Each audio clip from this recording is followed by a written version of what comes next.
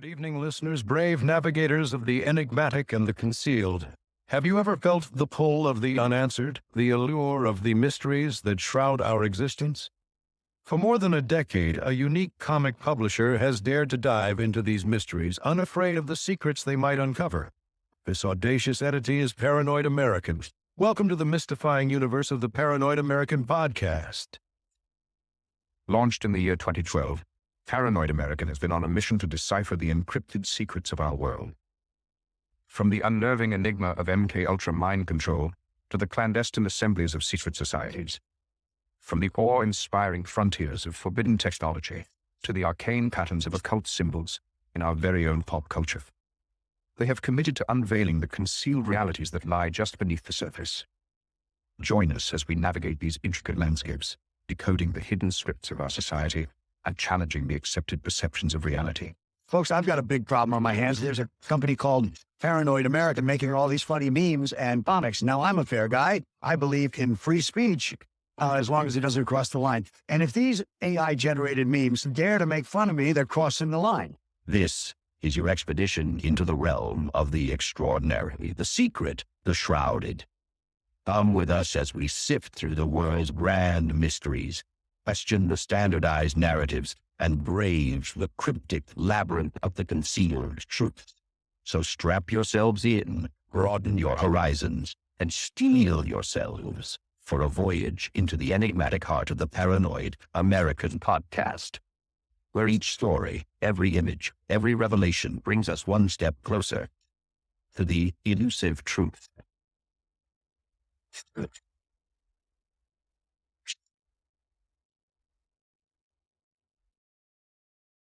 Y'all don't know how special this one is because we were able to pin down the world's only living homunculologist.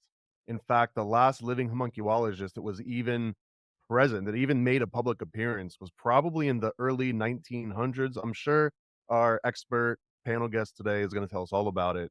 If you don't know him already, I'm gonna make myself bigger here. Homunculus Owner's Manual, which was basically entirely researched and written by the world's foremost homunculologist. You might know him from the Occult Book Club. You might even know him from Chosen One. And issue 2 is actually going to be coming out soon. So you're going to go to chosenone.com. But we're talking about this dude right here, the man, the myth, the legend, the face that only the alchemist homunculus could love. It's Juan. What's going on, Juan? What's up, dude? There's others of us. And by the way, not Paranoid American. What's up, dude? Oh, I got it. This is a leftover from something that I don't even want to talk about. Yeah, We're let's even not talk about that. what this is from. Not my proudest fap there, but Yeah, well, you actually left early. It got way weirder too. really, damn. Yeah, it got real. I mean, Nate started getting really trigger happy with some of those pictures that really should have been shown like once really quick, taken off the screen, quick shock effect. The idea was to make people wonder, like, did I just see what I think I saw? But he would just put it up on screen. Anyways, Yeah. separate show. I'm not even gonna link it below. It's that bad. Yeah. So I gotta start out because I already can predict people in the comments and in the chat as this is premiering. Shout out to the premieres. Hit me with some super chats, please. But which one of us is homunculus? Which one of us, what, bro? You broke out there for a second.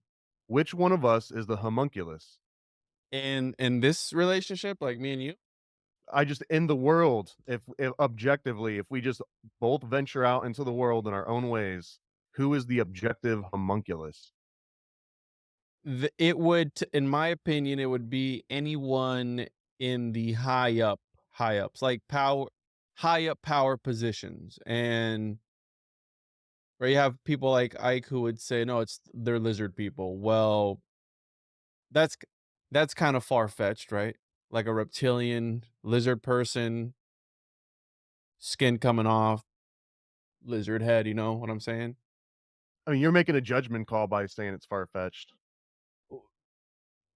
But here's the thing, right? Occam's razor.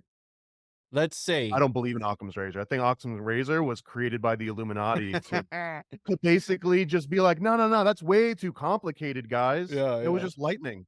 I love No that. one's fire. That was just lightning." But here's the thing, bro.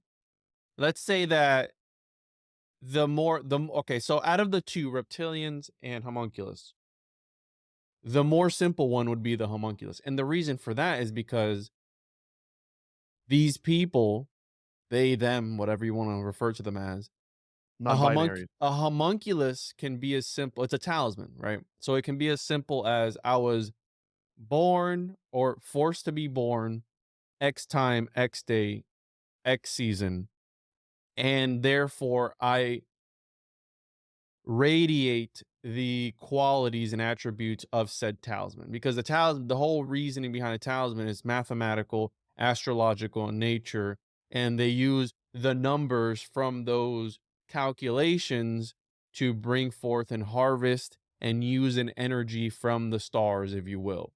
So a homunculus is that the moon child, bro. I mean, you've read about this. So if I had to pick who are the homunculus, because I don't subscribe to like the whole NPC thing. I don't like that, because I don't think that there are people who are truly empty vessels, except maybe these homunculi. And not even then, but you read the book Moonchild, right, with Crowley. It's like about embodying a certain spirit, elemental, angel, demon, whatever you want to insert here. And it seems like some of these elites are demonically possessed. I mean, look at Gavin Newsom, or look at, hit me with another one, bro. Hit me with a politician that looks like a demon.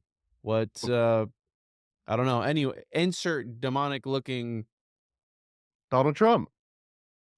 Donald Trump. He doesn't look like a demon though, bro. And not because he's a Republican, but he doesn't look demonic. Or does he? Does he look demonic to you, bro? I guess you're making lots of judgment calls today. Well, reality's subjective, bro, and that's why I think it's so important to talk about these topics and cover them. But if I had to pinpoint the homunculi, they're in the uppermost sections of this hierarchy, caste system, whatever in society that we have. They're the ones that are calling the shots. And if they're being governed by higher intelligences or higher entities, that's a whole other conversation. But if I had to pinpoint it, bro, I think it'd be these politicians. And if you look at it, dude, it's a lot of nepotism, a lot of families that are running. It all stays in the family. So what a better way than to just keep creating more of your own homunculi and just keep them in these positions to where, bro, I think how Sam Tripoli has said, the world is run by sorcerers, by magicians. And I think there's more to reality than just it being chalked, right? Occam's razor. I like that, bro. Occam's razor is created by the Illuminati. I really do believe that. I'm not just saying that to be flippant. I think Occam's razor is complete BS. And when people bring it up in an argument, it's the equivalent of saying it's all a simulation, bro. Because once you say that, you could just mic drop and go and get a snack and let everyone else kind of like talk like adults. You know what I mean? The Mhm. same with Occam's razor. Occam's razor is just someone coming up and dropping a turd in the punch bowl and being like, whatever's the simplest is the right. And then they like stick their nose up and walk away like they just dropped a gem on you. And it's just, I don't know, it's the most childish approach of any kind of problem solving. I think that the Occam's razor all started with someone that set fire to a building. And when they tried to point the finger at the dude that was the arsonist, he was like, it was lightning. It's the simplest explanation. I really truly think that that's what it's at. And there's something called Gray's razor, or it's like Gray's law. And basically it's like skip out the in between. So if the village is on fire, don't worry about if it was arson or lightning. Worry about that the village is freaking on fire, like the Yeah. actual impact, and that it doesn't matter if something was done out of malicious intent, out of like an accident, any of this, because that's what Occam's razor comes up in conspiracy theories. It's usually like, oh, it just coincidentally happened. There wasn't a group of people planning and like making this thing happen. Uh, I mean, Manhattan Project, MK Ultra, the list goes, King Kill 33, the list goes on. So I Yeah. think Occam's razor makes sense in the world of science, but when people apply it to philosophy or conspiracy, they're an Illuminati hand puppet. They've got a hand up their ass that's like moving their mouth for them. Yeah, that's why that we don't need researchers, bro. We need more philosophers, right? Was that it? I don't believe that. just jump, no, don't worry about any other records. And just jump head first. Don't worry about anything else. And I'm sure it'll all start making sense. But you're right, dude. And I think, again, there is more to it, even if it is all fake and gay, Thomas. Even if it is all just make believe, and it is that these guys were LARPing, because I think a large portion of a lot of these people were LARPing, but there's something liberating about that, about putting yourself in a state of mind of wanting to believe something, right? And I'm not talking about in like a delusional sort of way, right? But when you are focused on a task at hand and you are conscious that you're focusing on it because you need to get it done. And I think that magic or the occult or anything really, I think comes down to that. And it comes down to putting yourself in the state of mind to be able to get things done. And because people talk about manifestation, all this stuff, it's like, well, you you need to work to get the manifestation. Now you need to put in the work.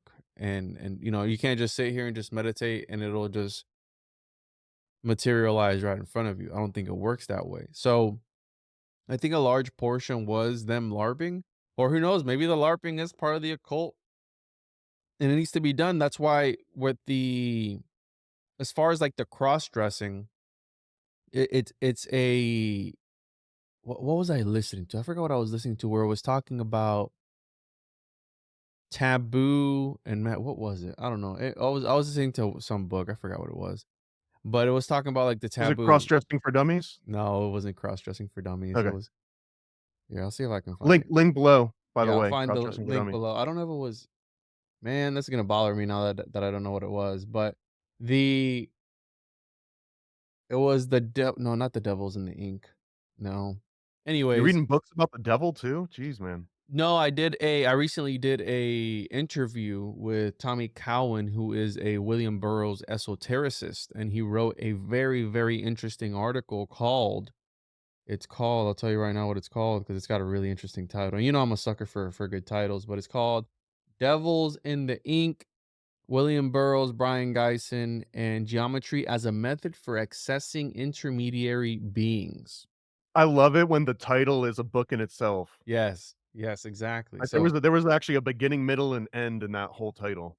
yeah, so the concept of cross-dressing also plays a role into like the occult phenomenon as well. So you had a lot of, I think Crowley even might have dressed as a woman at one point.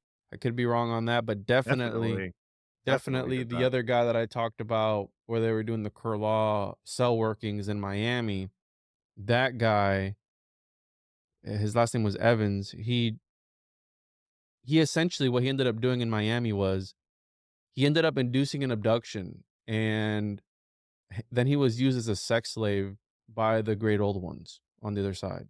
And then they impregnated him, bro.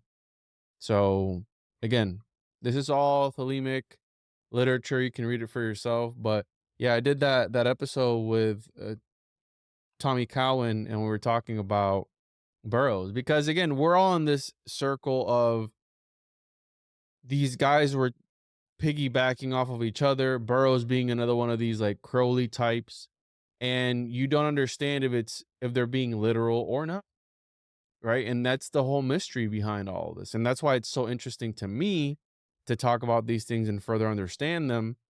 And even, back to the realm of the homunculus, there's records of this stuff, right? Even if it was BS, bro, there's still people writing about this.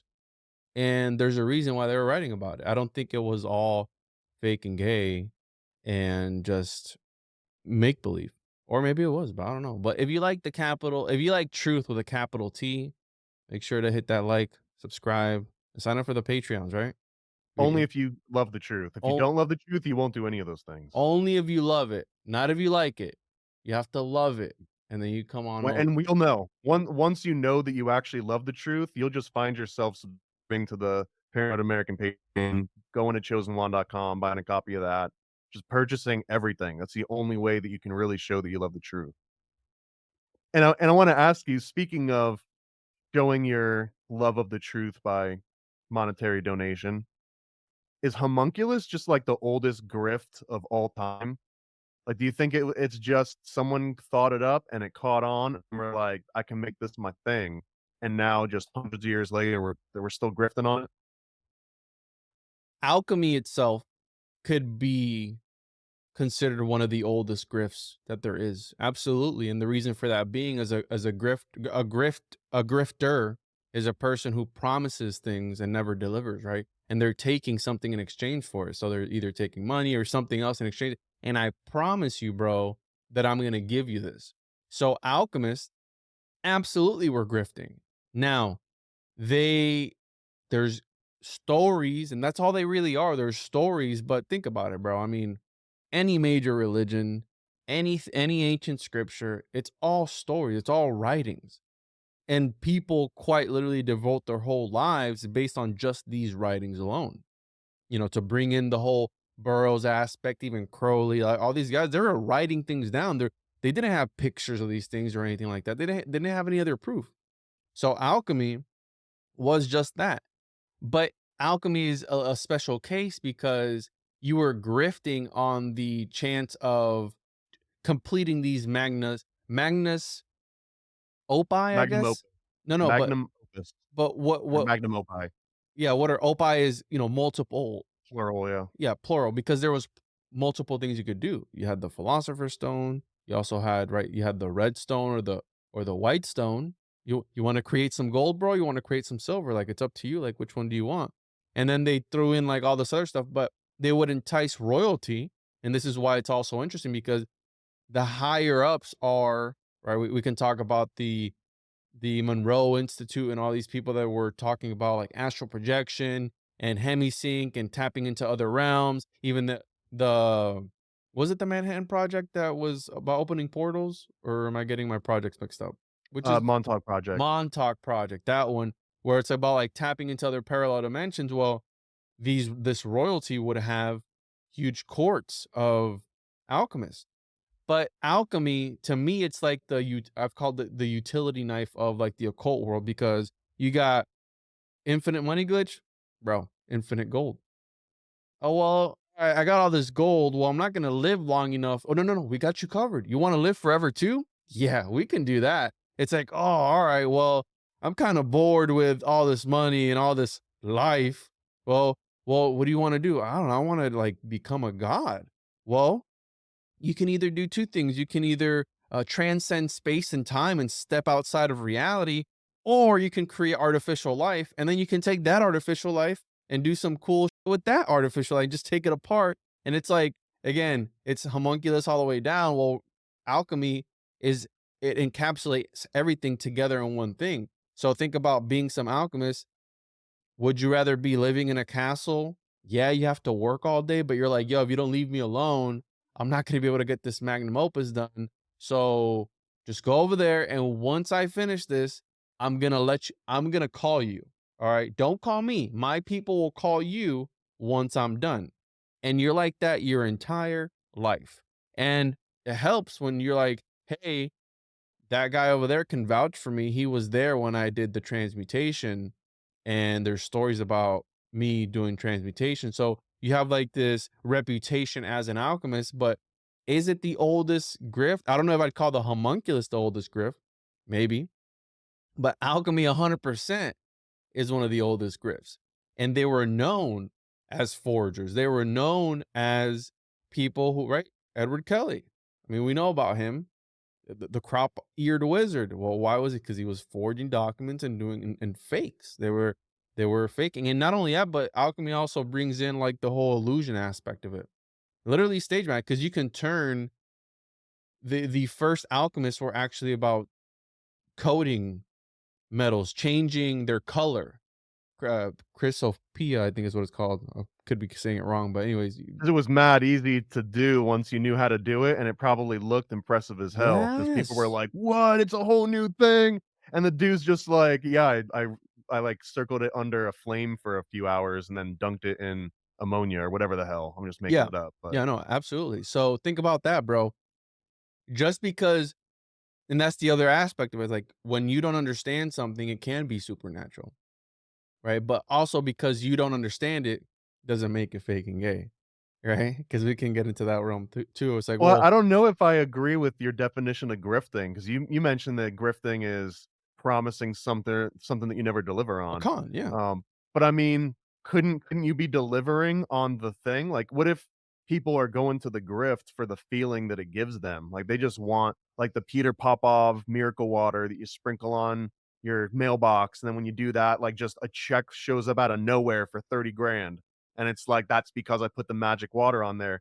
Maybe, but I think what people are really buying into is the feeling they get from it and the hope that it provides. And I think that in alchemy is kind That's of the the same state of thing. mind, bro.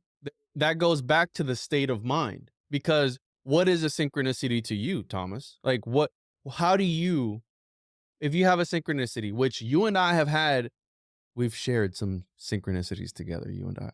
I'm still recovering from the last one. What was the last one? The I angel thought we one? weren't ever gonna talk about it again. All right, We agreed shut up. mutually to never discuss All that. right, be quiet. So what is a synchronicity to you? Because that would be like a sort of thing like, oh, it aligned up perfectly, and it must have happened because I did that one thing. Like it must I have think happened. that's not magical thinking is what you're describing here. And to Well, me, what's it's the difference, only bro? after a certain number of those happen in sequence that seem related do I pay any mind. I guess I'm not one of those people that like one thing and I'm like, "Oh my god," like, when, sometimes you pull into wherever you were going and the song just ends, like, right as you pull into the parking spot, and you're just like, "Yeah, like, I was meant to be here." I think that's silly. I think you're a child. You've got an That's infantile a mind if you think stupid that way. one, though, bro. That's not even But a if you good do one. but if you did that and every time you went to a certain place, no matter what you were listening to, the song ended only when you went to, like, a every time you go to Publix, right? It just like the song ends no matter what you're listening to. That to me would be a true synchronicity worth exploring, as opposed to just, like, randomly trying to make order out of the chaos. Bro, but there's some weird ones that sometimes happen. What are some weird ones? All right, so one of the recent ones that I covered, and it'll be out for the members in this week, this Monday. My sister hit me up, and well, I shouldn't have said who it was, but anyways, a family member hit me up, and they were involved in a little fender bender, right? So they were like, "Hey, do you think you can find a light for me like today?" I was like, "Well, the only way," and it was a Wednesday, bro. And mind you, I've been listening and studying the Red Book by Carl Jung, so I was gonna do a Jungian episode. Now, I pull up to and I have pictures of all this, and I cover it in the whole episode, but this is a weird one. It was a Wednesday out of all the days. I was like, all right, fine. I'll go and try to find you a light for your car. I'll go to the Do You Pull and Pay in Orlando, and I'll pull out the light and I'll pay for You Pull and Pay. And as I'm waiting in line, bro, I am in the line, and I look over to the window, and there's a special that day, Wednesday, that I was there. And it wasn't 33% off of headlights and tail. It was like 20% or something like that. 20% off of headlights and tail lights and something else. So out of all the days I could have gone, I was like, all right, that's kind of weird. I'm here for a headlight. And that same exact day that I pulled up, it just so happens to be, all right, that one, whatever. Do you go there every day? Do you know they don't just swap out the days, so no matter what day you show up, it's No, like, "Oh my god, there's a Monday it special. was Oh my that god, one. there's a It Tuesday was, special." I have the picture. It was that specific Wednesday with the number and everything. It wasn't like a wide every Wednesday. No, it was that particular day. They were running that I'm just sale. saying, how do you know that on Thursday, they didn't just replace the word Wednesday with Thursday so that any rube that walks in there thinks they I found a can show deal? you the picture. It was a straight up picture. I took the picture and I'm smiling like an idiot in the reflection of the of the window because I thought it was funny. I'm like, and then I sent it to the person. I was like, "Look at this! What a coincidence!" And they're like, "Yeah, it's not very funny because obviously their situation wasn't funny, but I found it funny because again, it was a synchronicity to me. Whatever. Where we chalked that one up. I took care of the situation. Occam's razor says that that was just the day that they had a sale. All right, that's fine." On the way to back home that same day, and I took a screenshot of this as well.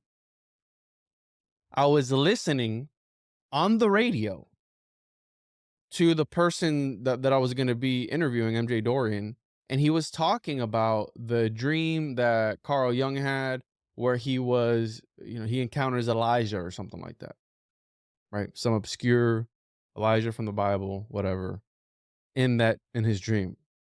And at that exact moment that he mentions the name Elijah, one of my patrons, because I get the emails of the comments that the patrons leave on the post. And mind you, this is all the same day.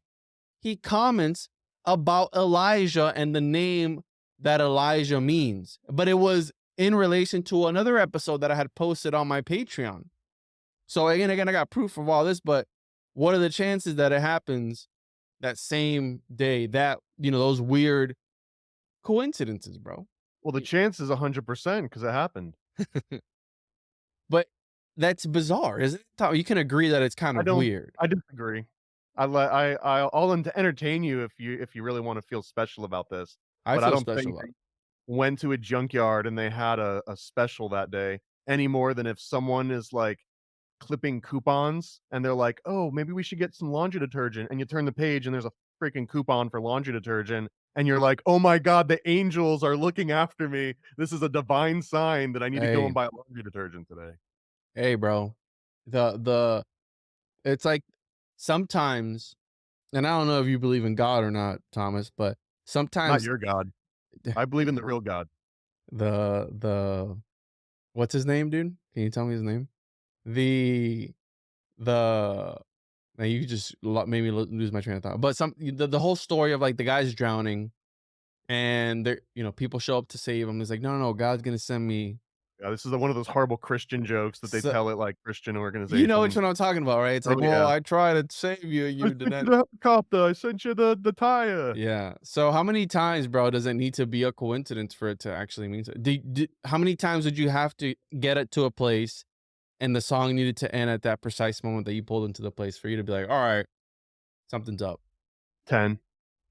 10 times? Yeah. I got a high barrier. Not all of us are easily swindled by Occam's razor like you. Not all Okay. of us are easily grifted upon, dare I say. Well, Right? see, now I think I think being swindled and grifted, I don't know. I guess we're getting into semantics a little bit here, but I feel like a grift is, again, like my go-to example would be like a Peter Popoff industry, like a televangelist style. Like they Snake oil maybe salesman. they might realize that they're not really curing people and like miracles are following them around, but they keep it up. Uh Man, I'm struggling to not name names here, but there's some other people even in like within this community that they go balls deep in a certain topic and they become like the expert in that topic. But then it's Homunculus. like you can't ever change your mind because you've got this huge following of, well, you could, but if you did, you'd be at risk of losing, I Yeah. guess, the respect or the following all these people. And if you've made that your career, Flat so Earth, people, Tartaria, all that. yeah, yeah, fill in the blank. I'm not going to mention any I will. specific. I want to. I'm not going to mention any specific names. Because we all grift too, and I want them to call out on my grift thing. I do it What with are we more than that. grifting though, bro? We're talking about concepts and things that are part of its history, dude. You know what I'm saying? Like there's nothing wrong with wanting to have an interesting conversation. Why is it a grift if people Also, I want to guess pay you, they're going to pay you regardless. You don't talk about the grift that they're paying to Netflix, every month, or their membership subscription to any of these Fortune 500 companies that just get richer and richer. You don't complain about that, but when they want to pay for some entertainment and for some knowledge, some true knowledge, because we're giving them true knowledge the capital T. with a capital T, then it's a problem. Why? Like, I don't know. I never understood you know what I'm saying? Like, I never understood that mentality. It's like, why are you pointing fingers at the people in your community instead of pointing fingers at the true people? And it's making me question your intentions if you don't want to monetize off of your hard work that you're putting into this stuff. Like, what are your true intentions if you don't? Let's be real, bro. Well, now you're getting real specific now. I'm being a little bit more broad, so I just I'm want to being say that broad too, though, well, because I think we're all grifting, and in my definition of it is essentially like a con, but not a con in that you're trying to steal somebody or sell them a monorail that doesn't work, but a con in that like a confidence man, in that if you just portray yourself to be some sort of an authority or an expert in any field, no matter whether you've even read a freaking book about it or you've just seen a bunch of YouTube documentaries and you're like, "Oh, I can do that better." That to me is a grift because you're selling your confidence and you're getting other people on board just because you're so damn confident when you're talking about. You could just be making it all up. You could be talking about dumb stuff like Miami Mall aliens. You wouldn't do that because I don't think you're that kind of a grifter. You've never done Yeah, I am. an episode on Miami Mall aliens, have you? Absolutely, I have. I'm You have? Yeah, 100%. Yeah. Oh, come But if on. you actually listen to Why, the dude? What are you episode, doing? you'd Why know are that I you didn't say it was injecting aliens if you actually listen to the episode. Well, But I don't. so, I read the title only yeah, and I look at well, the thumbnail. no, that's your fault. But if you actually would have Well, no, listened it's to not my it, fault because you put that disgusting filth energy into the universe by putting the title there and putting the thumbnail that it was a little clickbaity, I'm assuming, right? If you did it, are you grifting? If you're making a clickbait title, you are presenting something but not delivering on that by your own definition. It seems like it's the ultimate grift. Why not just embrace it, my friend? yeah, no, you're right. But here's the thing, Thomas. Why are you going When you say to? like that, it negates the first thing you said, but go ahead. No, I know it does, and that's why I did it. But this idea of deliverance, right? And not deliverance of like the religious, but the delivery of said information. You can only make up so much information, bro. Mind you, we are at an age right now where we have access to all the information since the beginning of time, right? Not well, almost since the beginning of time, but you get what I'm saying. You can double check things real time with Chat GPT. I know it's not the greatest, but for an example. And if you're taking my word for it, if I am trying to intentionally grift and make things up in order to create a sort of following or whatever it is, it's going to get to a point in time where people are going to double check what you're saying. And you're only going to get away with the grift for so long. I don't Because believe that at all. yeah, dude, if I start saying things that aren't real or true, I'm going to get called out for it, and I'm going to be held accountable for the information that I'm spreading.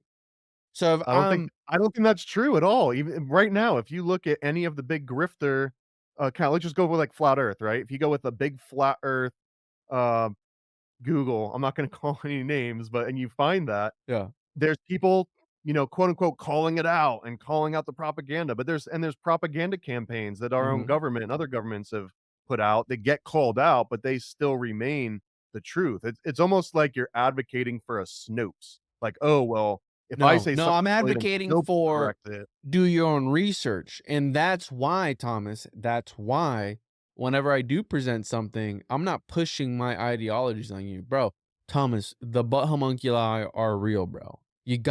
I've seen it firsthand. No. It's like, hey, I did research on X subject.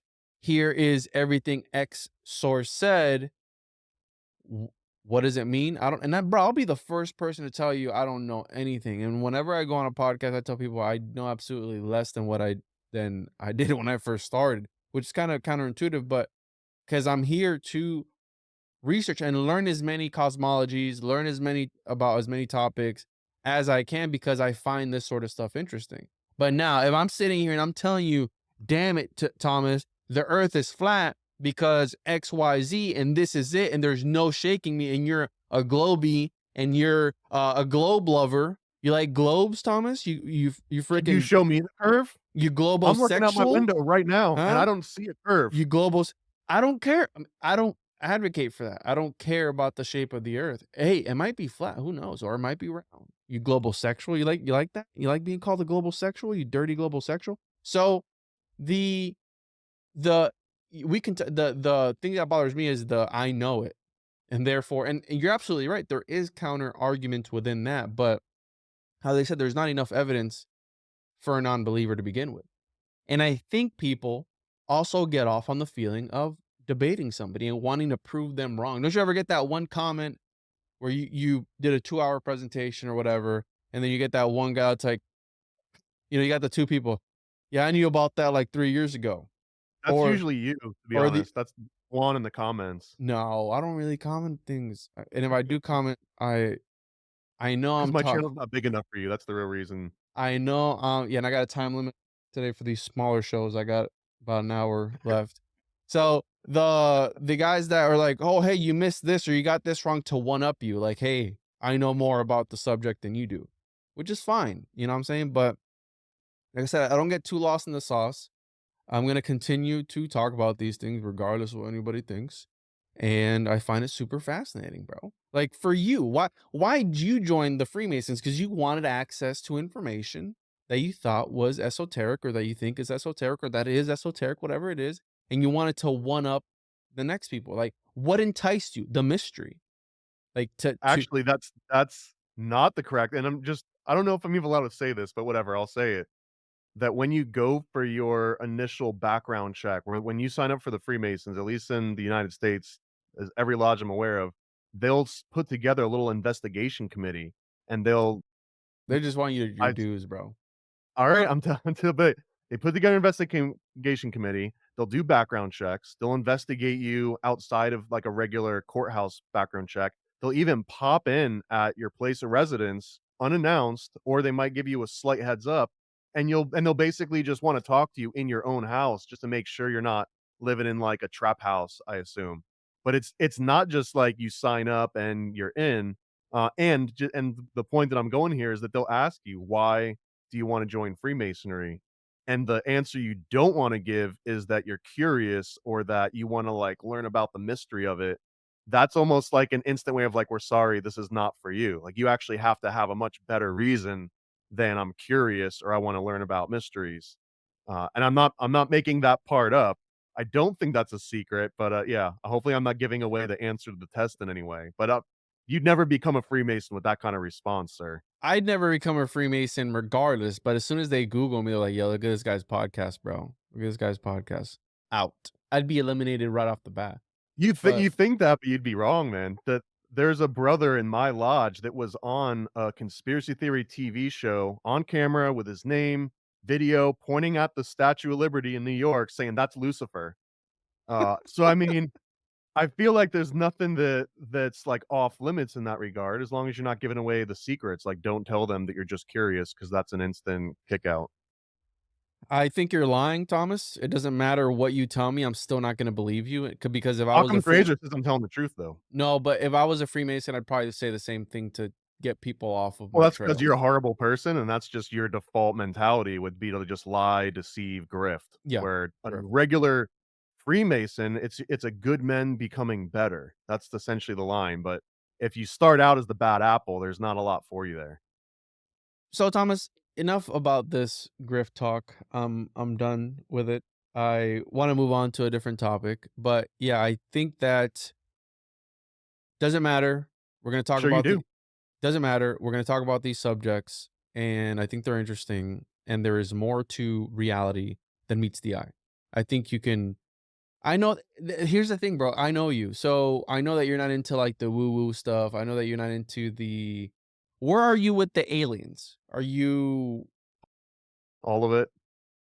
so? Grays, lizards, everything. There might be space mold out there. There might be like a space spore that they found, But or space, even I space, think space is real. I think that they might have found like a fossil of space mold somewhere. And that would probably be the closest thing to aliens. I would lose all respect for aliens if they actually showed up on this planet, because it would be like, seeing a family member. What was I don't know if you ever seen the new House of Usher series. But in the new House of Usher, there's this one like complete degenerate son, and he throws this like rave full of drugs and sex and all everything out in the middle of nowhere in this basically dilapidated chemical processing plant. And the point is that he's looking around and he sees like a family member there. And it is like this unspoken thing, like, oh, we're both total degenerates. Like, we're not going to tell anyone about this. And I kind of feel like that's sort of the vibe. how about all the how about all the ancient records? Was that all fake and gay too? Like all the depictions and everything is just people just make believe? Like the No, I Quetzalcoatl. think that's memory. But well, this is my interview with you, not you interviewing me. All right, But all right. I think it's memory palace. I think that almost all major religions and all of the the huge sculptures and paintings, all of that can be summarized as like the best freaking memory palace and memory enhancement tools possible. Because if someone sits down and tries to say, like, Juan, remember the entire Bible, here we go, I'm going to start reading it to you, or here, memorize the text. There's some freaks out there that can straight up memorize Yeah. every letter, you know what I mean, with the photographic memories or whatnot. But for a normal person, if you want them to memorize Genesis, or you're like, yo, imagine like a hot body dude and chick, and they're like hanging out by this tree, and a snake comes down and starts talking to them, and one of them eats an apple. Like, all of these things are such visceral visuals that it's impossible to forget it. So even if that was like the children's version of the story and all the adults knew the real version, after thousands and thousands of years, like, the one that sticks out the most is like, "Oh, there was a naked chick with an apple. Isn't that hot?" And that sticks in your memory. I mean, I'm oversimplifying that, but I think that that describes all the tales of aliens and supernatural everything, is it's easier to remember. You've done memory palace work, right? Do you still remember what's outside your front door? I do, and I want to get that guy on a podcast. He's still around, right? The Moonwalking with Einstein guy. What's his name? He's Yeah, on. I don't even think he considers himself like a memory expert anymore. It was like he did that article, he wrote a book, but it like you He can was a pick it up and champion put it back though. down. He was a He champ. did, yeah, and what the whole point was that anybody could Yeah. become a world memory champion if they just put their mind to it. Yeah. Yeah. No, I'm gonna probably reach out to because that's an interesting concept of being able. But here's the thing, dude. Like I've always wondered why we're able to come up with all these mythologies. Because right, you're talking about the base story, the core story, and then people start to fan fiction and start to fill in extracurricular, and then there's other versions of that same story, but just backwards and inverted. Like Lilith. Lilith is my favorite fan fiction version where someone like retrofitted. They're like, wait a minute, there must have been someone before Eve. You know what I mean? Yeah, Because first yeah. they said they were both made out of the dirt, but then Eve comes along made out of the rib. What about the chick between there? I love the fan fiction. That's the coolest part. Well, here's the thing. So this is a question that I've always debated where if the first Adam in some origin stories, in some cosmologies, was a golem at first, was created as a golem, right? From the dirt, he was animated and breathed life. And that story goes in a whole bunch of different mythologies. Let me give up the hold on. It's the Illuminati symbolism. I gotta give up when I adjust my glasses You're here. throwing some crazy Illuminati hand Yeah. signals right Yeah. now. Yeah. Gotta all right. So the if the first Adam was a golem and we are created in the image of God or the great architect of the universes, you guys would call him.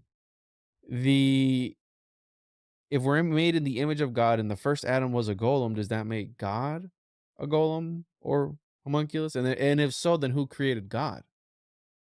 What's the logic there? Why would God creating a homunculus mean God's also a homunculus? We're made in the image of God. So wouldn't that default saying that God is a golem too? If we're made in I his don't know if image? I follow because a homunculus means little man. So No, no, no. just the premise Golem, that you're a little man means that the golem, little man's fashioned after the big man. golem, golem, bro, golem, which is different than a homunculus. Is it? I thought they were somewhat interchangeable on No, context. no, no, no, no, no, no, no. So here are the differences if we want to get into the nitty-gritty. A golem is they're both artificially created beings through the use of magic. The golem, word magic, essentially. The alchemical homunculus, alchemy, the great art, the royal art, the great work, whatever you want to refer to it as. A homunculus needs to grow into old age. And also, you should probably check out 30 Coins on HBO. I just Yeah, I watched don't it. get my information from TV, but that's fine. Oh, yeah, Listen, I'll look at that.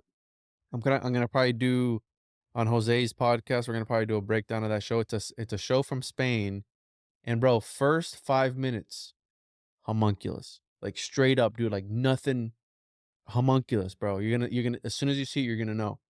And so a homunculus needs to grow into old age. They need to be matured, nurtured, whatever you want to do into old age. A golem is already fully formed from the ground and it is ready to go right off the bat. And it only does one thing. It doesn't divinate to you. It doesn't do anything else. It is programmed to do one thing. It's animated, and if you set it to protect this property or whatever it is, it's a guard dog essentially. But again, the homunculus is more utility knife. It's a talisman. You can keep it as your buddy, or you can sacrifice it to Moloch and then use its entrails and its body parts for different magical operations. It's up to you, bro. Well, The just sky's I the just limit. want to clarify because we're about truth with a capital T here. I don't know if you sacrifice a homunculus to Moloch. I think Moloch only wants your kids, and at that, your best kids. I feel like that would be an insult that if you're going out and dude, that's like when they do the rifle buyback programs, and those people go in, they just like 3D print a bunch of crap that technically is a gun, and then trade it in and get money. Yeah, That would be like offering your homunculus to Moloch. I I wouldn't love that. recommend it. If Juan does that, that's fine. He takes shortcuts. I would offer an actual firstborn. I love that comparison, bro. That's awesome. Yeah, it's like, no, we don't want your empty vessels. What is this? It's like, but it's a part of me, peaceful offering here. But and also You know how Moloch long I worked on this last night? and Moloch might have not even have been like a god. It might have been just like an operation. Well, it was from my research, and we've talked to I can't remember Esoteric Eddie. his name. Who? Esoteric Eddie. Well, Esoteric Eddie was on one of the shows, but there was another guy that has written all these different books about Enoch, and like Enochian magic, and he was like a Knights Templar dude. Anyways, he made a really good case for that same premise.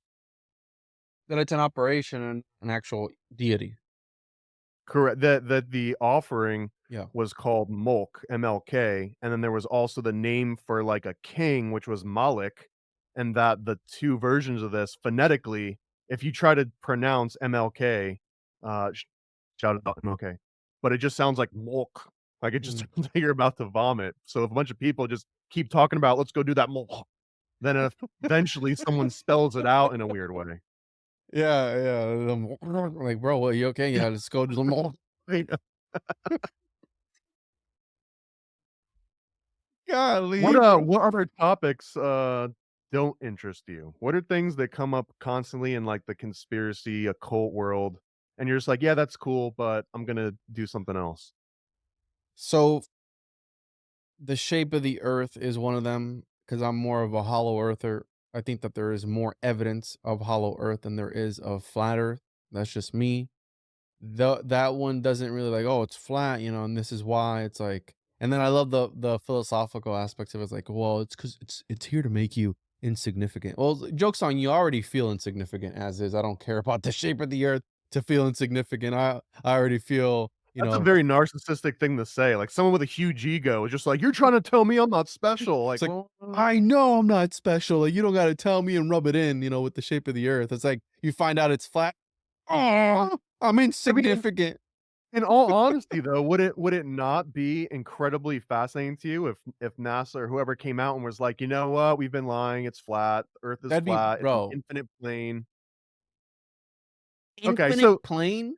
Come so on, let dog. so let me I don't want to put words in your mouth, so I'm going to state the way I feel and just let me know if you agree with this. But the reason why I don't care about flat Earth versus I a don't spherical understand it Earth. enough either. That's another one. I don't understand it. So Well, it's because I for me, I feel like the jury's kind of out. Like I'm already fully on board the globe model. It's been programmed into my brain. So when someone brings up the flat Earth, the burden of proof is so high, and the yeah, only proof that ever gets thrown out is use your eyeball. And we did that whole occult book club, and we've talked about Rene Descartes a few times. And that dude didn't believe his eyes. Even if you saw the curve with his eyes, he'd be like, like that's mm, just someone that's just jiggling my optic nerves. They're playing with me. licking it. Yeah. So to me, that's why. But I want to know, like, do you really not care, or is it just because you already feel like you know the answer and No, like all I the other truly, arguments don't make? I legitimately do not care about that I don't subject. believe that. I don't believe that because you just said it would be mind blowing if they It came out would. and said it was It'd be flat. cool, and then I'd be over it. Like, oh, all right, cool. On to the next I thing. don't And feel like even, I ever get over it. and Infinite plane. bro, oh, and that's the other thing. Like, oh, there's no infinite space, but there's an infinite plane. All right, bro. But here's the thing. When NASA would come out with that news, boom, I promise you, all those people who were on board with flat Earth, now it's a psyop. It's a psyop. It's not Globe true. after all. the dinosaurs were not real, like all this other, they're gonna come out and say the opposite. Well, here's the proof. No, no, no, it's got to be a psyop. The government's behind this. And it's like, all right, whatever. So, though, that is one of those, and because I feel like again, there's more anything that has to do with interdimensionalism, manipulating reality. Because I'm a big sci-fi nerd, bro. I love sci-fi. And anything that has to really do with that sort of thing, like really perks my esoteric nipples up and just makes my nipples super hard. So that's what really gets me off. When you're talking about like the shape of the earth, cool. Like I can get down with hollow earth and all those other things. And I can actually Google and see that there's stuff underneath the ground and that stuff, and there's forest and animals and everything under us. So that whatever. The other one, bro, to be honest, government conspiracies. Like and not like they're lizard people, but the stuff like the Illuminati bloodlines type of stuff, Committee of 300. Like I find it interesting, but it's like it doesn't get my rocks off. Like, hey, there's a cabal of elites that rule all the money in the world, and they're causing wars to get all this extra money. All right. Right. Juan's like, drop a homunculus in there and maybe I'll care. Exactly. It's like, well, if you tell me, hey, all these elites are homunculi and they use magic to control our perceptions. Oh, okay. Now you've got me a little bit more perked up, but it's like, what are you going to do about the Bilderberg group? Well, I mean, Nothing. actually, you're starting to open up a really good case for. We're not going to say the G word anymore because you said it's off limits now. But imagine for just a second, you've got a Juan out there that's like, I don't care. Yeah, yeah, yeah. Bilderberg. Yeah, yeah. Council of 300. I don't Mhm. care that they're running the world, and I I see don't where care you're that you going, can bro. show me. But if someone's like, yeah, dude, but they're also shape-shifting lizards, and all of a sudden people are like, huh? And now all of a sudden they're interested, right? Or if they tell you that they're homunculi or fill in the blank. And I feel like this is the noble version of the G word. That if you make something that's real, but then you Supernatural. like Yeah. add a little twist where it's like, oh, but there's also boobies. You know what I mean? Like, yeah, dude, you do a little salt Sprinkle bay in it. some I kind feel of like crack on there. it's a noble cause, and in that regard, the same way that, people remember a tale about a naked chick and an apple and a snake, Well, they yeah, might remember absolutely. shape-shifting reptilians and infinite planes and Mind Arctic palace triggered. walls. Mind palace triggered. So like now I remember it. You know what I'm saying? And you're absolutely right. Different strokes for different cosmologies, bro. In this saga, you're 69 yourself. In this other saga, you're making homunculus. Like who know? You're making homunculus in this other one. So it's like Who do you think was more magical, Eeyore Bach or Aleister Crowley? I think Aleister Crowley was more Do you magical. What would happen if the 2 of them hooked up and they just, like, went to town on each other?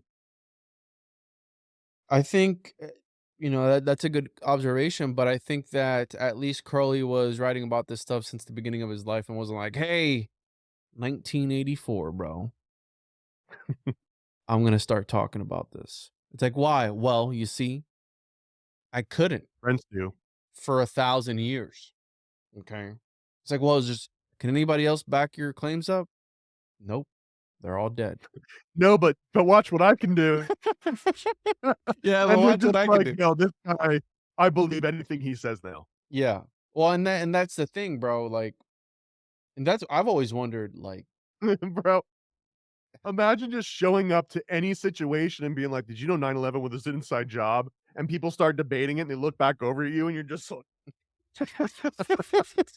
Well, didn't we talk about Jim Jones and like how charismatic and how well he was? And I mean, this applies to a whole bunch of people in history that are good talkers that can talk about certain things and can manipulate people. I mean, NLP, Tom, or not Paranoid American. yeah, You know rhetoric. I would about just call it rhetoric at this point. rhetoric, where you're able to twist things into like, damn, I don't know if this guy's full of shit. Like a good salesman, like, or people who don't take no for an answer. And I think if you are able, if you sprinkle in a little bit of truth, a little bit, I think what gets people's rocks off with a lot of this stuff is the etymological breakdowns, right? Like when you start to break down the etymology of words, like, damn, dude, that makes a lot of sense to me. And then they get drawn to that, like, oh, okay, so there's some truth in all cosmologies. You know what I'm saying? Like, but that's like taking L. Ron Hubbard at his word when he created Scientology. It's like, oh, this is the truth. This is it. This is our origin story. Like this is the one. Well, when did he make that? The 1950s. Oh, that's interesting. Okay. Well, I mean, what's the right year to create a religion that's true, though? this is something that I battle with too, bro. Like, what makes the other ones, the major ones, the three major religions, legitimate? What, that they're older than anything? Like, how about Philip K. Dick? He was having vision. He was having things, Valis talk to him. Something was talking to him. Look at the Bledsoe family. I don't know if you're familiar with them, where they're encountering entities or CIA, FBI, different. Are they? Are they? John D. Edward Kelly, How where much is they their Patreon? where I don't know how I can buy his book. You can buy his book, but that's the thing, bro. Like, who am I to say, like, if God can or cannot talk to you, or if what you talked to was or wasn't God? Well, do you think that the oldest is the most right? Because usually that's the No, dynamic that comes up, that it's like, oh, Mormonism's not true because it's too new, but the Bible's true because it's so old and it's lasted so long. It's got to be true. we have never, no one. I'm gonna get slack for this, but I don't believe anyone, unless you've read the original, has read the Bible. We've read translations of the Bible. Okay, we've read a book that was translated by a group of people that was passed down through generations. That's what we've read. So you bring up a Or does good. the Bible even exist in that definition? We're getting into shaky ground here, bro, because that's the Oh, is this too hot for you? no, not to me. No, absolutely not. But for the commenters, bro, for the people who are gonna leave a comment. How dare you? Yeah, we're just here to have a conversation. We know that I Thomas believe in the Bible as the true word of God. I don't know what you're going to go with this. Go ahead worship. and be critical as you want. No. Here, I do believe that the Bible is the true word of God. Yeah, Eh, Occam's razor. Occam's what I razor would don't clearly believe say that in, the simplest explanation is that everything in the Bible is literal. no. I think that a lot of the stuff in the Bible has been watered down. And that's what I'm getting at, that we're getting a secondhand account. I don't speak old, whatever the original language, Greek or whatever, Aramaic, whatever it was. I don't speak of that. So I got to trust you on your word. And that's why when a lot of these other things pop up, like Scientology or whatever other sagas you want to link in there, where it's like source, trust me, bro. That's what the church has been telling everybody for thousands of years. Like, oh, no. Trust us. Okay. This is it. Because I'm even critical of that, bro. Like, I consider myself a Christian. I believe in God. But I'm critical of that because I believe a lot of things have been watered down, have been occulted, have been mistranslated. And we see that even today, bro. And I mean, you can take a one word and extract a few meanings from it. Which is it? Is it the witch that flies on a broomstick, or is it which one do you pick from? You know what I'm saying? Like, and how what you were talking about earlier, like, yo, get the Moloch ready. Like, what, bro? Yeah, just transcribe it. But can you spell it again? Yeah, just come on. We have to go. It's like, and it's like he just put the Moloch, you know, and like, there you go. Boom. It's been Moloch for thousands of years. The next guy who picked it up, thousands of years. And I think that's the problem too because some people argue that oral tradition is more correct and more precise than written. And I've got to disagree, bro.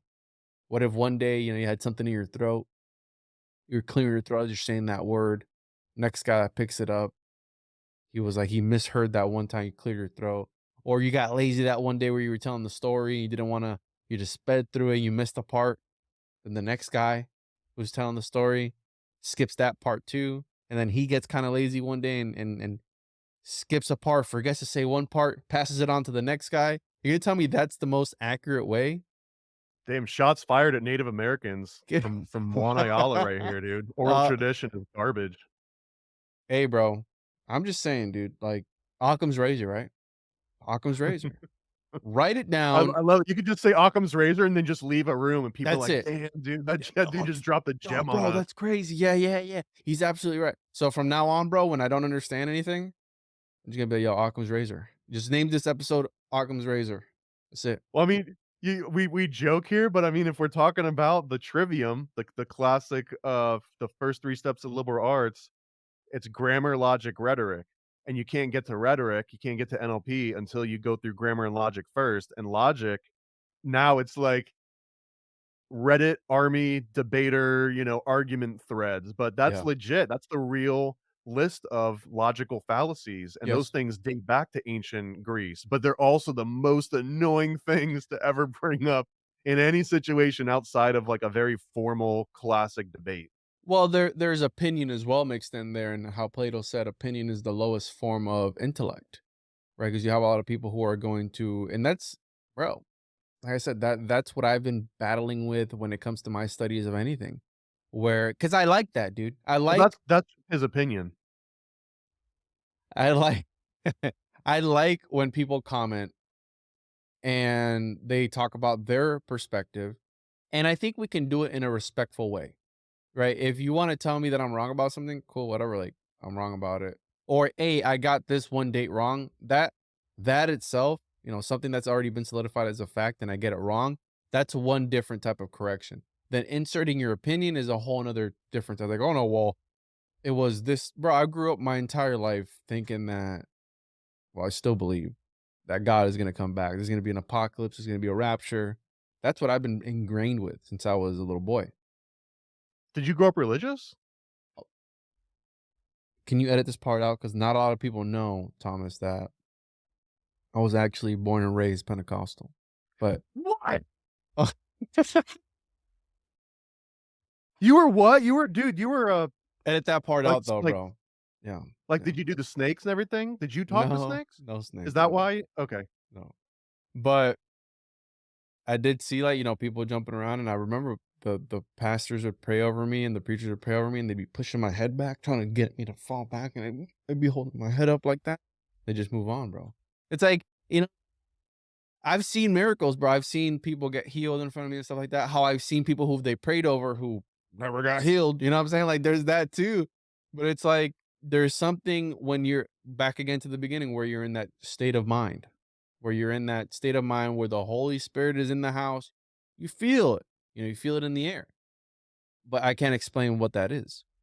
Is that God? Is that Cthulhu? Is that the flying spaghetti monster? I don't know. You know what I'm saying? But not a lot of people know that I was born, and some people believe he already came back. No, bro. This is the time after he came back. Like, what? Bro, that's crazy. So, yeah, I love studying these things, and I don't understand any more than I do. But I like the mystery. I like the thrill of it. How you said, I like the grift. I like the grift. I like to feel alive, Boom. You don't open that door again. We've moved on. No, I know. I'm just saying. That's what I'm here. I'm here for it. I'm here for it. So, Uh, what could I be doing better? as far as what? Just everything in general.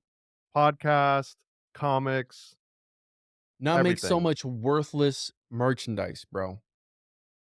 Bring some real, actual knowledge to people, and don't bring some worthless. Don't go to chosenjuan.com and sign up for the comic book, The Chosen Juan #2. Don't go and buy homunculus on it. Don't do any of that. I just 'Cause want to point out that let's get a couple things on the table. Regardless of the shape of the earth, we believe that we're in a material realm and that molecules exist and matter yes. exists, right? Okay. So just imagine that every issue, every physical copy of chosenjuan.com, this could have been the cure for cancer, but it's not. We ended up manifesting a freaking comic book Can you say that about on an YouTube? idiot that makes people that have feces come out of their mouth. One I hope I'm not giving that away. 10410. Write that down. Censor out the C word. I don't know if you're allowed to say that on. We're not allowed to say cancer? Well, cure to so remember, it's about the No, One I'm not thing saying to we have it. I'm just saying this could have been Are the you saying that the molecules chosen one is the cure to contained. cancer? Is that medical No, misinformation? no, no, no. The molecules that are like this is now occupying You might have physical to edit space that out. Me in saying that that worlds. comic is the cure to Oh, this cancer. might not even be in physical space. This might not even be molecules. Okay. Just saying. I have to edit that whole transaction. See, and I guess that's why some people follow the maps and some people chart the maps, and that's fine. If you want to just be the person that follows the maps and looking at the pictures of Antarctica and being like, "Man, I wonder if there was a wall there." There was a dude that actually knows whether or not there was a wall there, but he got banned from YouTube after he made that video, so you'll never know about it. Yeah. Or again, was he a plant by these governmental entities to Well, we're talking solidify? about Admiral Byrd, right? The birds aren't real. Well, that came out posthumously, okay? And hopefully Well, that's he how was you on say it. video, no? Was he on video talking about this? No, but here's the thing, dude, I was thinking about this exact thing the other day, okay? And by the other day, I mean like yesterday or the day before, where I believe that the book where his account that he goes into Hollow Earth, right, with the opening and all that stuff, and he meets the people of Agartha, that was published after he died. So the validity of that is Occam's razor, right? You can assume that the person who published it may be looking for clout, whatever it is. You can say that about any ancient scripture, any book that's written, but it didn't come from him. It was his secret diary or whatever it was. But the interview that you're talking about, which I am no longer able to find on YouTube, and I did see it at one point, is the part where he's talking about that there are lands that, there are infinite lands, whatever. Not he doesn't use infinite lands. Let me get this correct, right? I'm paraphrasing. So this is not exactly what he said. But he's talking about uncharted, unexplored lands. Or you can take that and make it mean whatever you want. But he also said that no woman has ever stepped foot on these lands.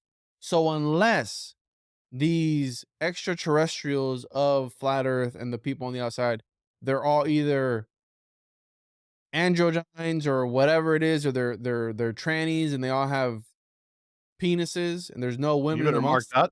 that time code down, 107. Can what I say? That's a derogatory term, sir. Which what Transgenders, not the car part. Jeez, man. man? You're just spewing it left and right here. Yeah, a bunch of fags. How about that? How about you edit that out? But I don't edit. You already know I don't to edit, even though I to should. quote Nixon, it's about the most faggoty thing I've ever seen, or whatever it is that he said. So he also said that no woman has stepped foot on these lands. What if he was just talking about an uncharted continent that no one at that point in time had stepped foot on? Are you saying no woman or no one? No one, because he was just flying over the poles at that point in Mm. time. You know what I'm saying? So you can take that and make it me. And you can use this for whatever other thing, ancient scripture, where you can quote different parts of him, like, oh, see, this points to whatever. Job went within the earth. That's hollow earth. You know what I'm saying? Like, whatever it was. And so you can and that's the problem with words. That's the problem with humans too, where they're gonna nitpick whatever they want and run with it. So the Admiral Byrd account, I'm a bit skeptical of, because it happened after he died, and it also that one interview that you're talking about, which maybe we can find it and post it for people, but I haven't been able to find it again. And the account where he's talking about, and even women haven't been there. We've got a copy of the original reel at the lodge. I'll pop over this weekend and digitize it if you want. Here, let me pull it up. I'm gonna see if I can find it, bro, because we All got you it. have to do is admit that Lucifer is your real god, and anything you want, I'll get it. Like, I don't know if I can do all that, dude. That's a bit much for me, dude. That I'll leave that to the Freemasons and who else worships Moloch and Satan and Lucifer? Who Just else the would- Freemasons, and Just it's the only a Freemasons. 32nd degree and higher. They don't Okay. tell you that in the lower degrees. Okay. All right. Cool.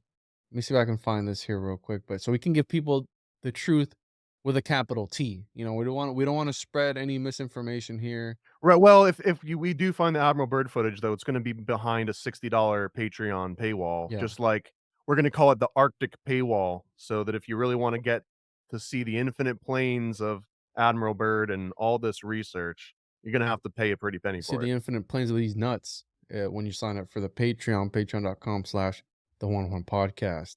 So I'll edit that out and make it say patreon.com/paranoidamerican. Admiral Byrd, Antarctica. What was it? Interview, right? Interview. What do you think do you think there's even an Arctic ice wall at all? No, I don't think there's an ice wall, bro. I don't think there's an ice wall. I think that, but then that would, you're already incriminating me saying that the Earth is a certain shape, which, I didn't say that. yeah, but if you think that there's no ice wall, you're a global sexual, which I'm not a global sexual. I don't know. What do they call a Fabian strip? Or I got that name Oh wrong, but yeah, there's like yeah, that the infinite strip, right? Mobius strip. Mobius strip. What if Yeah, the Earth is a Mobius strip? then it'd be round and flat at the same time. I think people would lose their minds if they figured out the truth, right? That's like the moon landing. I mean, we still need warning labels on Tide Pods, so I don't know if it would affect humanity too much.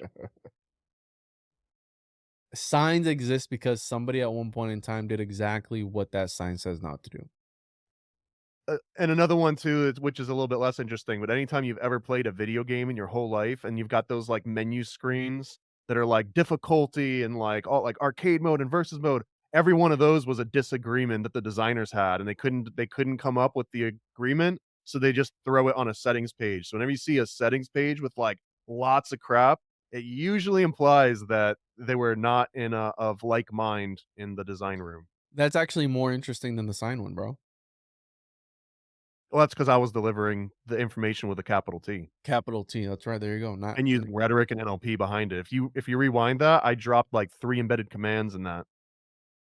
see this. This is why the show's gonna blow up, because you're using MK Ultra and mind tricks against the people who are listening. Right, you're being programmed right now. You need to unsubscribe from Paranoid American right now, because you're being programmed, and he's flashing stuff that you can't see as we're going through this episode.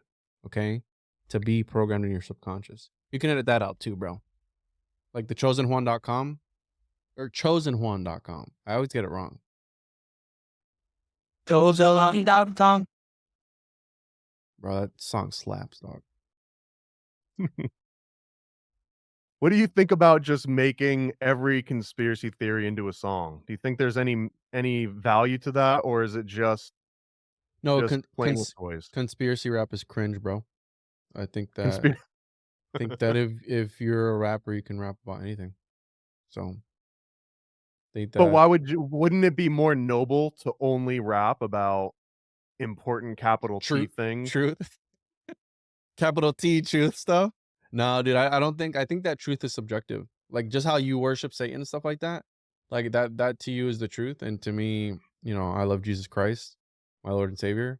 So that to me is truth. But again, we're beating a dead horse, bro, because we're gonna go back and forth with Well, that's how you make a homunculus. with, with maybe that's where that comes from, bro. What if that's where that comes from?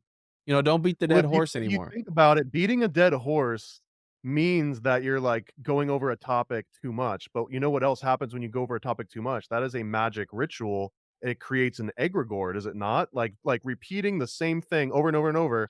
So maybe beating a dead horse is talking about a celestial egregore homunculus. Ooh, I love that, dude. And you're absolutely right, because when I did that video, or when I helped Mind Unveiled with that video, that it really got pushed out into this thing. The homunculologists started to pop up left and right. And now we have this battle of who was the original homunculologist and who traces his origins back to the first homunculologist. And again, there's more videos and more things in the collective. So who knows if it's like the 100 monkey theory, where when you get 100 monkeys on board, it starts to shift the collective and everyone, almost like the Akashic records or something or other. But What's this theory? do you not know about? Come on, bro, don't. I've heard a different version of it, but I heard the one maybe I'm thinking of a different one, but the one I've heard is that if you lock 100 monkeys in a room with 100 typewriters for infinity, they'll No, eventually write every work of William Shakespeare's. That's that's not what we're bullshit. talking about? That would take so long, bro. There was to Well, actually. it's on an infinite timeline. All right. Well, okay, maybe. Yeah, maybe no, but the one I'm talking about, bro, they were washing the yams or something like that. Do you not know about that one? The 100 monkey theory, and I'm not talking about the 100 type. Let me get the main one, 100 monkey theory, so we can all. The 100th monkey effect is an esoteric idea claiming that a new behavior or idea is spread rapidly by unexplained means from one group to all related groups once a critical number of members of one group exhibit the new behavior or acknowledge the new idea. And the idea that they give is, I believe it was, where they have an island full of 100 monkeys. They have different islands full of 100 monkeys each. In the first island, they teach the monkeys to I think it was like wash their yams before they eat them. All right. And eventually all those 100 monkeys start, this group learned to wash their yams. The next group didn't, had no idea to how to wash their yams, and the third group didn't. But as soon as the first group of 100 monkeys start to wash their yams, the other group in the completely different island start to also wash their yams, and then it kept spreading. The third group, fourth group, whatever, started to wash their yams. So what is that, Thomas? Is that evolution? Is that, can it be contributed to the first group being taught and enough people got on board with the homunculus idea? Therefore, people start to see homunculi in their peripheral vision, and that's the egregore. Is that God, the spread of information? Is language itself an extraterrestrial virus? Like, what is going on? Or I think it's just pure pressure. Because if you were to decimate all 100 of those monkeys and then replace it with another fresh 100, then the whole knowledge about cleaning yams, it goes away forever. It doesn't transfer. It doesn't like they don't leave it lingering in the air, so once they're gone. I really do think it would be peer pressure because the underlying theme there is that if one of the monkeys doesn't wash the yams, then they're stricken as an outcast and they don't get fed and maybe they don't get to procreate, so they become truly outcasts from their little community. But that's the only factor that's running there, I believe. so it was. So people are trying to find if this is an actual true story, but it was some primatologist, and it was sweet potatoes and wheat. An unanticipated study, blah blah blah. So yeah, so the according to Watson, the scientists observed that some of the monkeys learned to wash sweet potatoes initially through an 18-month-old female member of the troop in 1953. Emo discovered that sand and grit could be removed from potatoes by washing them in a stream or in the ocean. Gradually, this new potato washing habit spread through the troop in the usual fashion through observation and repetition. Unlike most food customs, this behavior was learned by the older generation of monkeys from the younger ones. This behavior spread up until 1958, according to Watson, when a sort of group consciousness had suddenly developed among the monkeys. As a result, one last monkey learning potato washing by conventional means rather than the one monkey at a time method prior. Watson concluded that the researchers observed that one critical number of monkeys was reached, the 100 monkey. This previous learned group behavior instantly spread across the water to monkeys on nearby islands. What? So it spread as soon as the 100 monkey learned it? Bro, what is that? Like, is this even real? Can we just chalk this up to Occam's razor and just say that it's good to wash your potatoes and they just learned it just because, and it wasn't 100 monkeys? I mean, to me, it just sounds like evolution on a microcosmic scale. All right. Because you're making an argument too for what Freemasonry sort of represents in a way, where that imagine instead of monkeys washing potatoes, it's humans, it's masons that understand how to create these elaborate structures that seem to defy Mhm. gravity and have all these ornate extras and are able to take almost any material in the surrounding environment and chip away at it and make them into these little perfect building blocks.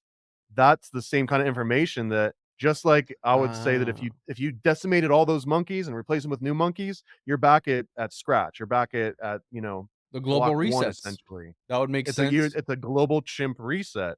But that's in my mind, free secret societies or Freemasonry are kind of like the seed banks for those global Sperm resets. banks. It's Yeah. like it's the smart sort of monkeys that like you protect. It's the elders that you protect. So when all the new ones come or they get decimated, the old ones are still there to pass on the knowledge to the new wave. But if everybody gets wiped out, then nobody's washing their potatoes for another 1,000 years until someone accidentally comes across it and it inherently becomes valuable. They're like, oh wow, I like not having grit in my food now. So it catches on out of Yeah. pure merit. And I feel like that's you're making an argument for joining the Freemasons right now. No, no, I'm not. I don't think that anyone should join any You are. Occam's secrets. razor says you are. No, that's Mandela effect, bro. So, I'm gonna just use these things interchangeably. Whenever I misremember something, Mandela effect, they changed it. It's also just a simulation theory. And simulation. Yeah, no, absolutely. But, a lot of these concepts where I think that you're getting into the woo woo if you're talking about egregores and things like that, where if you talk about it enough, it becomes real. Or is it a state of mind, an altered state of consciousness, like a permanent altered state of consciousness? You talk about it enough times. And yeah, I do think that repetition is part of ceremonial magic. So what does it say when you dedicate your life to one topic and only talk about one topic? Are people under Like the your spell? homunculus. I don't just talk about homunculus though, bro. You know that. I talk Oh, I about didn't. That's weird that you interpret it like that. I just threw out it's weird how you identified with a different version of what I didn't say. It's cool. I hate you so much, Thomas. You know that? You're working through some stuff. Okay, Yeah, so yeah. complain if they don't watch you do some PCP live on air. So let's do this. Hey, conspiracy buffs, I double dare you to take some PCP, the Paranormal Conspiracy Probe. On your marks, get set, and go! You know the rules, right? Do I need to tell you the rules? I don't watch this show, bro. 0 to 10, I'm gonna say a thing, and 0 means that you think it's complete hogwash, Mm-hmm. riffraff, and 10 means that, like, you're writing a book about it right now, and you're gonna be grifting about it on your Patreon in a week. Griff graph. Uh-huh. Let's So go. let's start out Box Saga, 0 to 10. 0. It's a griff graph. No. Excuse me. 3. I do think that there is some legitimate truth to it, but I think it's the epitome of trust me, source, trust me, bro. But it's got some, and that's how you reel them in. It's got some truth in it, but you sprinkle in a whole bunch of other stuff, and it's like, all right, because you're pushing something that's related to you and getting people on Alright, board. how about an alchemical homunculus? I'll give it a 5 because, and I am writing a book on it, but I'll give it a 5 because of the same thing. It's all stories. It's all source. Trust me, bro. There is records of it for hundreds of years at a time, and sometimes even thousands. But yeah, it's too much short source. Trust me, bro. Take my word for it, which we know is too. Let's put this one to bed. Miami Mall Aliens, 0 to 10. I think it's a 3 because So, if as reliable as Box Saga. as reliable, if not less than Box Saga, because there is a lot of people coming out saying that they've got footage, but they're scared to put the footage out again. How convenient. And if you actually listen to the episode, you'd know that I'm not talking about aliens at all in that episode. And I'm actually talking about some occult rituals. So, which is also probably fake and gay as well. But yeah, 3. How about dinosaurs? Dinosaurs. I loved dinosaurs when I was a kid. I don't know how to feel about the fossils, if they're even real, but I'll say a 5, bro. And it's probably a grift. The word dinosaur is made up. From what I've heard and seen, there was a battle going on, a competition going on of who could one up the other guy. And I guess they all of a sudden started finding these fossils in one small area. So it could have been a grift for fame. What about dragons? And I mean flying and fire breathing.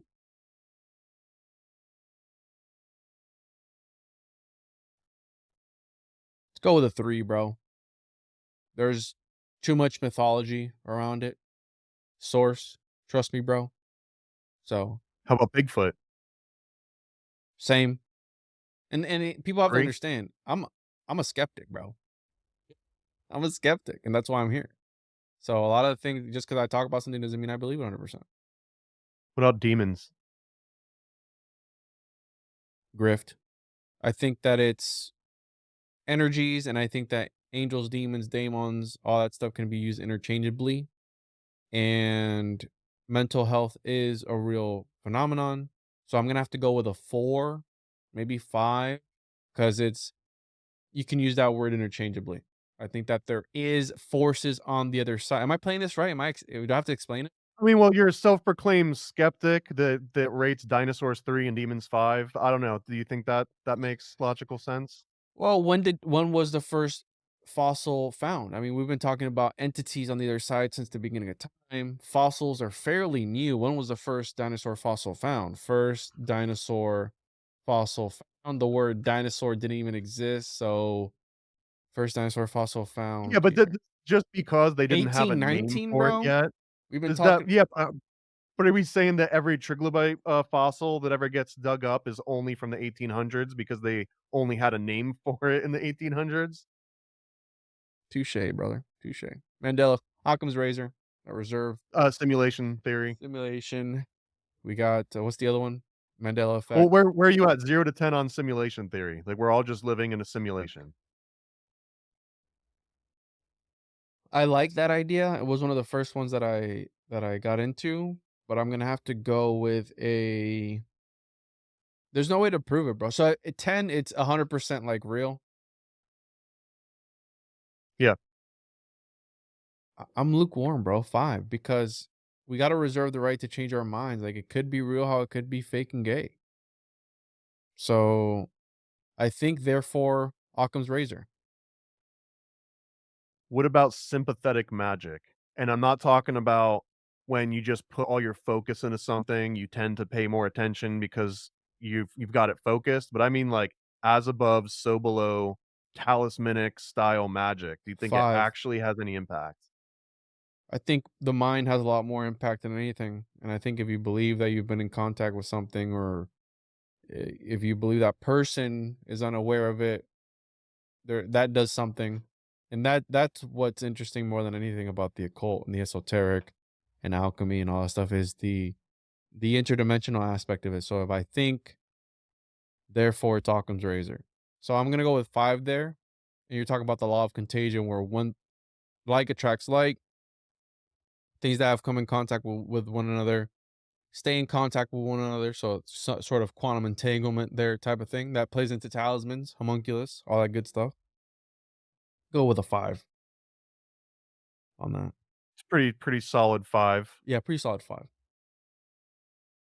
What about the Bible? 0 to 10, how accurate is the Bible in general?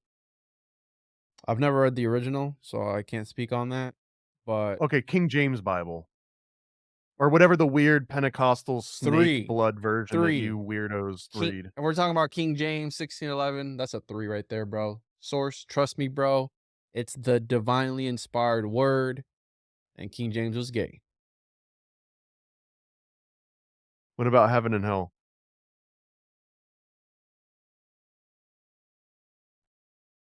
It's a grift to get people more on board. So does that mean 3 or 5? 3. I've never been there. So, once you find yourself burning for eternity, you'll be like, "It's 10, it's 10." Thomas. I'll hit you up, bro. I'll dial you in. You're gonna get like a fuzzy phone call. Hello? Occam's razor. You have a collect call from What about gold? What do you think about alchemists and actually creating gold from lead or any other substance that someone at any point in history has successfully created real gold? I think that, isn't there a process now where you can birth diamonds and create? So the reasoning behind that, bro, is that the same molecules that are in lead are in gold. And if you're able to find a way to manipulate them and change them around, that you're able to have you're able to project lead from to gold to its highest form. Well, So just like we are unequivocally stating that the chosen one is the cure for cancer. If you burn this and turn it into ash and inject it into your arm, it will cure cancer. yeah, wow, that's heavy, bro. That's heavy right there. It's the same molecules, bro. That's heavy. Check out this mustache. Check that out. Just because you're going deep into the young phase, you think you're gonna think you're gonna turn into Carl Jung, don't you? No, no, no, Read the no. red book 3 or 4 times, and you're like, "I'm gonna grow a mustache." Wait, does he talk about the mustache in that? No, he doesn't. Didn't he have a sick mustache? Him and Freud both had sick mustaches, I think. No, Young didn't have a mustache, bro. Carl Jung? And aren't you following the ways of the Illuminati? Because isn't Carl Jung Illuminati? He is part of. He was a secret society. He was a part of the Secret Service. Was it OSS 388 or something like that? Yeah, it's all fabricated by the government. And no, I don't subscribe to Young 100%, and I don't subscribe to his alchemical views either, bro. I think that it's a lot more complicated. I think that he just piggybacked his ideas off of alchemy. He saw some of his ideas in alchemy, but I don't think he was 100% right. I think he's right to some point, of the changing your mindset and transmuting that into something. But his view on alchemy and again, my views on alchemy are very tainted because of all this. And in my opinion, I've painted it to be a lot more supernatural than it probably was. That's because I'm following the stories and the lore, and I enjoy the lore, right? So that comes with the territory. But I'm not saying that it's the truth, bro. Occam's razor, Mandela effect, If we do an simulation. alchemy off, who do you think's in, like, the final 4 of all alchemists? Paracelsus, Kelly, Dee, all of them. Who's making the top 4? Edward Kelly. Edward Kelly was one of the greatest alchemists of all time, highly slept on. So I'd say you said top 4. Yeah, top final 4. Let's go with ranked Edward Kelly.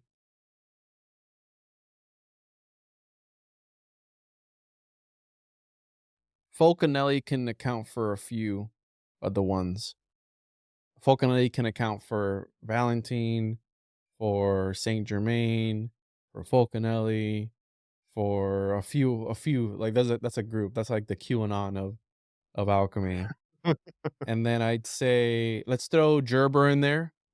Geber, Jabir bin Hayyan, that guy. He was onto some stuff. And He's then the only one that could make a real homunculus. yeah, Everyone else was his were good. there.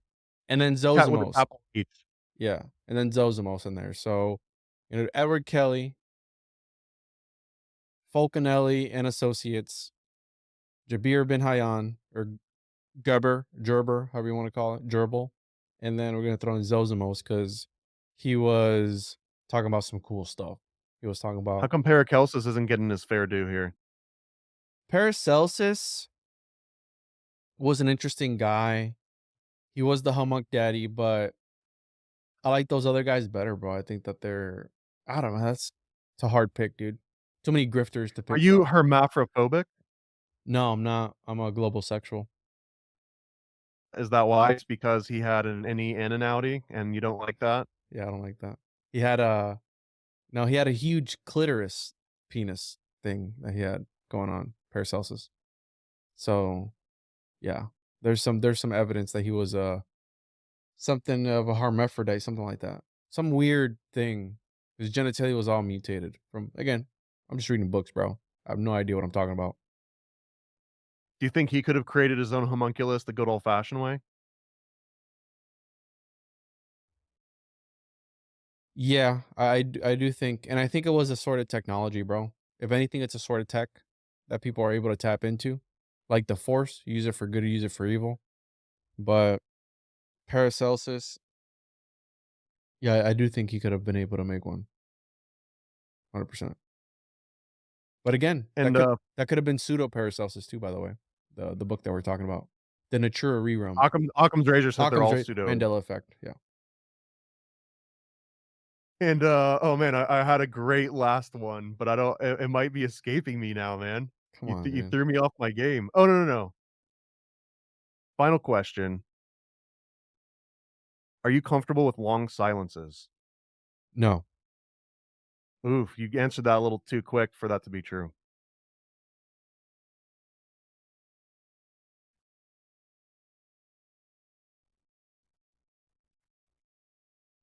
So tell people where they can find you. TJOJP.com. I just want you to know I hated every minute of this, and hopefully we don't have to do this again. And yeah, at the One Podcast, YouTube, Instagram, Twitter, TikTok. I'm everywhere and nowhere at the same time. If you want to pay me to give you absolutely nothing, patreon.com/the One Podcast. And thanks for having me on, bro. I remember my question. Do you think you're giving this material the respect it deserves? Never.